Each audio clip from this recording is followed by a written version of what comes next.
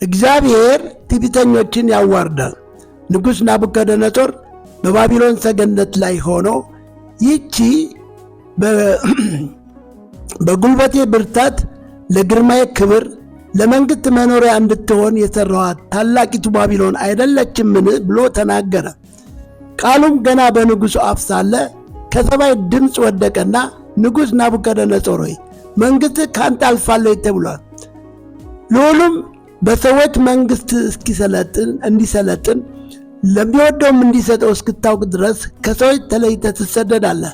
መኖሪያም ከዱር አራዊት ጋር ይሆናል። እንደ በሬም ሳር እንድትበላ ትገደዳለህ። ብዙ ዘመናትም ያልፉብሃል አለው። ነገሩም በናቡከደነጾር ላይ ደረሰ።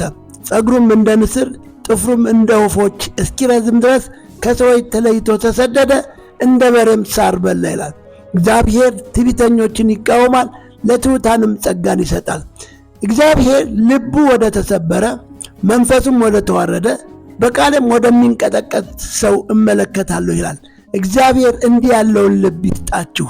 አሜን።